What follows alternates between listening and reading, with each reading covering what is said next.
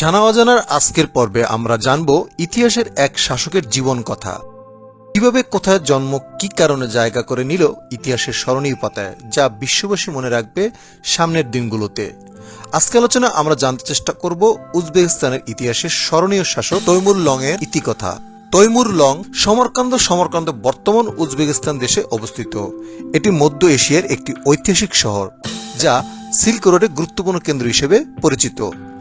সমরকন্দ তার সমৃদ্ধ ইতিহাস, সংস্কৃতি এবং ইসলামী স্থাপত্য শৈলীর জন্য বিশ্ববিখ্যাত। এটি ইউনেস্কো বিশ্ব ঐতিহ্যবাহী স্থান হিসেবেও স্বীকৃত।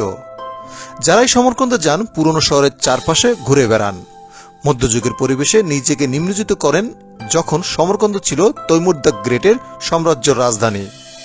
শাসকের ইচ্ছা এবং ক্ষমতার দ্বারা যিনি কেবল বিজয়ের মাধ্যমেই নয়, চুক্তির মাধ্যমেও তার নাম চিরস্থায়ী করতে চেয়েছিলেন, শহরটির প্রাচ্যের মুক্তিতে পরিণত হয়েছিল। 1399 সালে ভারতের অভিযান থেকে তেমুরে ফিরে আসার পর মসজিদ কমপ্লেক্স নির্মাণ কাজ শুরু হয় এবং বিবি খানুম সমাধিতে আমিরা তেমুরা সরাই মুলক খানুমের স্বখেতাবপ্রাপ্ত এবং প্রভাবশালী স্ত্রীর মাকে সমাহিত করা হয়েছে। সমরকান্দের স্থাপত্যের সমস্ত স্মৃতিস্তম্ভ একদিনে দেখা সম্ভব, তবে এ জাতীয় ভ্রমণ পাথরের মূর্তি স্মৃতিস্তম্ভের ধারণা একটি সাধারণ ধারণা দেবে।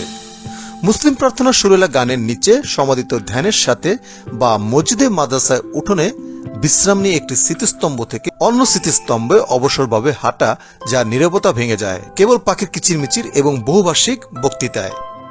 পর্যটকদের মধ্যে আপনাকে তেমুর যুগের ইতিহাসে নিজেকে নিমজ্জিত করতে এবং চিন্তা করতে দেয়, যে একটি কেবল মহান বিজয় এবং সৃষ্টির কারণে নয়, মহান যুদ্ধ দ্বারা বেষ্টিত। তিমুরি ল্যাং নামে পরিচিত, যার অর্থ খোরা তৈমুর। তার আসল নাম সুজাউদ্দিন বেগ তৈমুর। যুদ্ধ করতে গিয়ে তিনি আহত হন, যার ফলে তার একটি পা অকেজ হয়ে যায় এবং তিনি খোরা বা ল্যাংরা হয়ে যান। তিনি মহান সেলজুক সাম্রাজ্যের শাসক সুলতান তুগরিল বেগকে অনুপ্রেরণা হিসেবে অনুসরণ করতেন। তিনি তুগরিল বেগের সরাসরি বংশধর না হলেও চেঙ্গিস খানের বংশে জন্মগ্রহণ করেছিলেন। সেই অঙ্গজ গোত্রেই জন্মগ্রহণ করেছিলেন এবং তিনিও আলেকজান্ডার ও চেঙ্গিস খানের মতোই বিশ্বজয়ী সৈন্যবাহিনী নিয়ে বের হয়েছিলেন।